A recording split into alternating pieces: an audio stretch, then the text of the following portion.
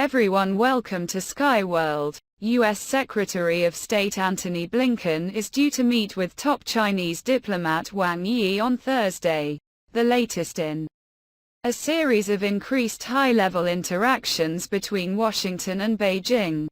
Wang Yi, who is the top foreign policy chief for the Chinese Communist Party, is attending the diplomatic gathering in place of China's Foreign Minister, Qin Gang, who is unable to attend due to health reasons, Reuters reported, citing a spokesman for his ministry.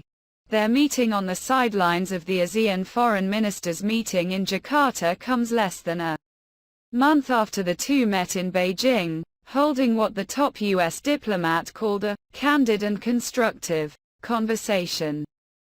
Efforts to stabilize the relationship between the world's two biggest economies have intensified in recent months following a period of immense friction between the United States and China. The Biden administration feels that the US and China are getting back to normal in the sense of pace of diplomacy, a senior administration official told CNN this week. Following Blinken's trip to Beijing in mid-June, Treasury Secretary Janet Yellen traveled to the Chinese capital last week, and climate envoy John Kerry is due to travel there in the coming days. Both Blinken and Yellen claimed they had made some progress in efforts to re-establish bilateral communications aimed at responsibly managing the relationship. It was clear coming in that the relationship was at a point of instability, Blinken said at a news conference at the end of his trip last month. And both sides recognized the need to work to stabilize it. We're not going to have success on every issue between us on any given day, but in a whole variety of areas, on the terms that we set for this trip, we have made progress and we are moving forward, he said, stressing that none of this gets resolved with one visit, one trip, one conversation. It's a process. Broadly speaking, I believe that my bilateral meetings, which totaled about 10 hours over 2 days, served as a step forward in our effort to put the US-China relationship on surer footing, Yellen said Sunday, at the end of her trip.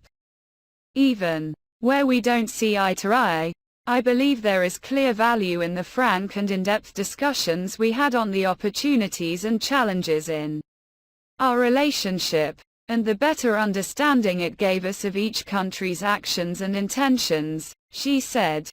Numerous key issues between the US and China remain. High-level military-to-military communication channels remain frozen, with Beijing demanding that the US lift sanctions on its defense chief before conversations take place. But right now that is not being actively considered, the senior administration official said.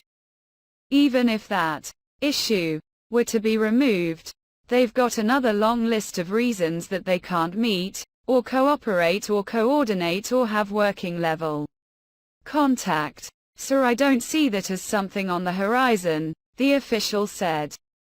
The Biden administration is eyeing how to narrow in on issues where both sides can make progress. The next step in my view is to try to figure out how we can find ways that we have narrow areas we might be able to work in parallel or towards a common goal, the senior administration official said. That is, we say climate or health or counter narcotics. But there has been no tangible progress between the US and China on tackling the issue of fentanyl flowing into the US, despite Blinken's remarks in Beijing last month that the two sides would work towards setting up a working group on the issue.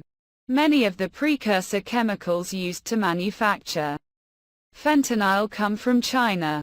Chinese officials have continued to say they cannot cooperate with the US on the challenge because of sanctions on a Chinese lab and the recent arrest of Chinese nationals in Fiji who were involved in drug trafficking to the US and Mexico, the official said.